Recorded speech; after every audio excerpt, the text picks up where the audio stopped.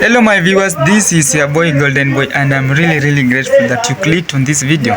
So this is a disclaimer that the following video which you're about to watch doesn't portray bad images of Ghana, but this is someone's experience. That is a lady. This is a black American, okay, I don't know, black American lady who recently visited Ghana, and she liked about Ghana. And please don't come to my comments and attack me, because these are just things that are normal, that we need to learn from them. We need to take note of them before visiting. Again, these are not only things that are taking are the problems in Ghana, which are making Ghanaians, and I mean that these problems are mainly are for Africans, and it is because many Africans are currently developing. So I don't want to talk much. I want us to watch this video, then I'll catch up at the end of the video. So negatives of being in Ghana. The first one is driving. I think I ranted about this a little bit in some of my vlogs. Oh my god, driving in Ghana is a nightmare. People drive anyhow, like there's no rules. People might indicate and not actually turn, or they will turn without indicating. It's like you have to use your horn a lot more than you normally would. Generally, I don't even use my horn that much, but when I'm in Ghana, I have to use it all the time, because that's the only way you can alert people to stop. You know, when you're on a highway and someone is coming off from a side road onto the highway, they need to let you go. People just kind of try to get in, and it's like, did you not see me coming? Same with roundabouts, same with everything. And there's the roads, most parts of, if you're in Accra or Tema, a lot of the roads are done, but there's parts where there's a lot of potholes and stuff like that. That isn't that great either. That doesn't bother me as much as the fact that people drive so carelessly, and people can be very aggressive in the way they drive as well. So you just need a lot of patience, and you also need to be you need to really keep an eye on the road, because you're monitoring for pedestrians, you're monitoring for cars, you're monitoring for everything. So you just need to be so careful.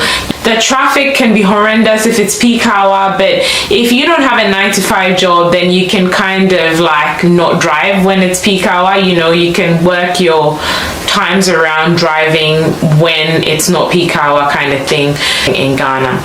The other thing that I don't like is the electricity is not always on.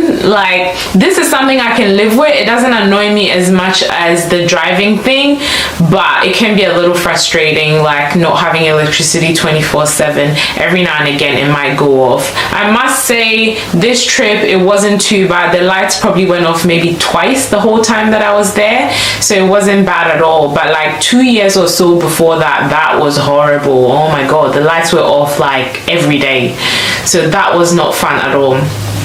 But not 2 years ago, I think 4 years ago. Yeah, 4 years ago when I was in Ghana, and obviously you can't sleep because it's hot, and these mosquitoes won't leave you alone. The water as well sometimes goes off. I don't know why that is, but sometimes the water goes off. So a lot of people have poly tanks and drums and things where they store water, so when the water goes off, you can use that. The water issue isn't as bad. I feel like they probably turn it off, I don't know, once in a blue moon really, but it's still a negative. I would rather have constant water supply, you know. But yeah, if I were to live there, I probably will get a borehole or something so that I can constantly have water.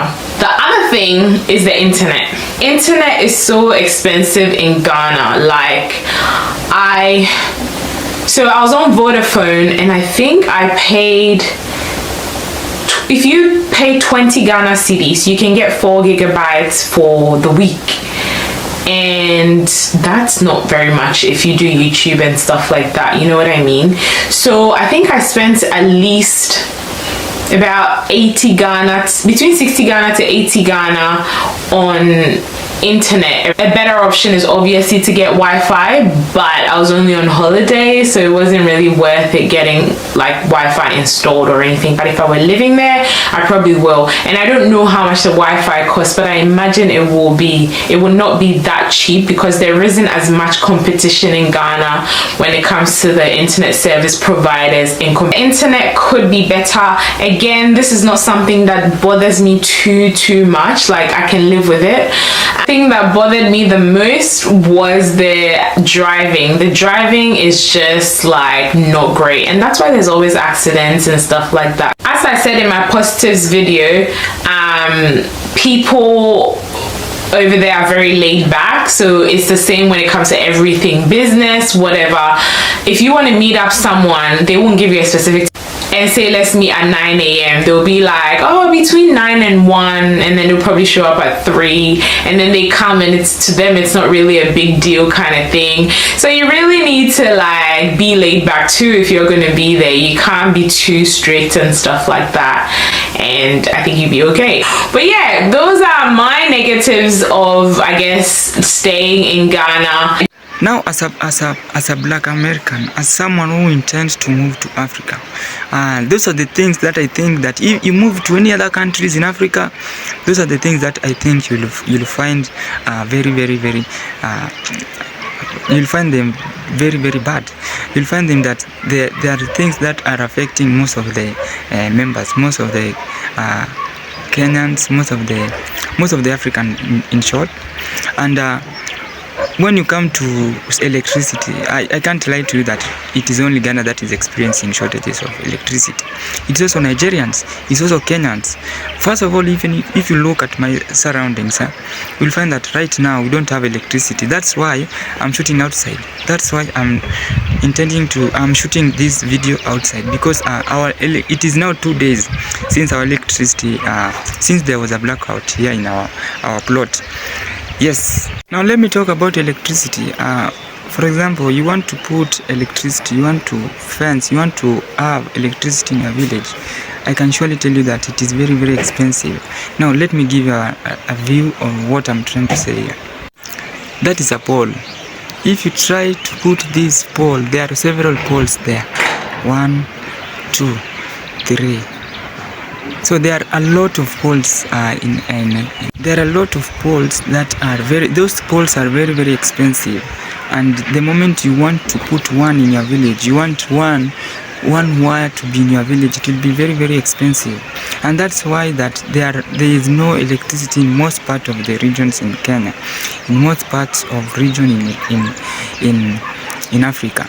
And when I say to Kenya, long time ago we used to get our main electricity from Uganda, and it is also some reasons that Uganda went and cut us off, because maybe of some reasons that Kenyans was not paying enough money to that.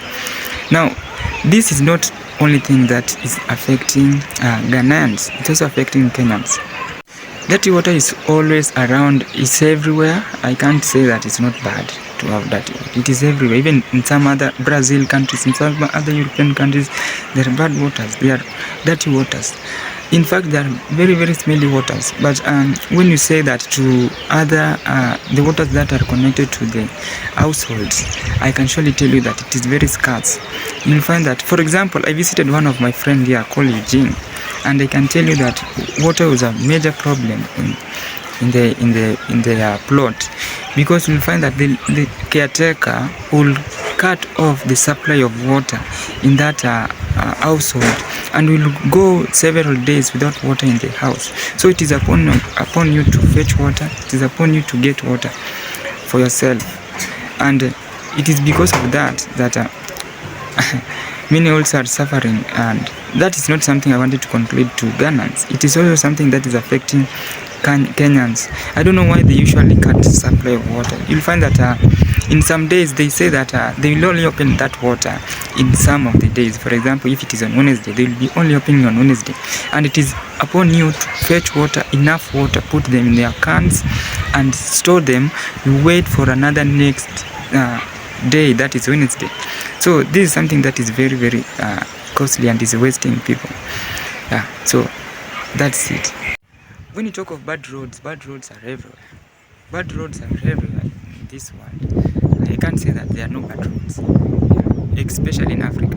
So that's something that is very common in African countries. So I don't know how it is, but here in Kenya, in most of the roads, you'll find that there are bad roads, and those roads are only amended or are only repaired after every 5 years.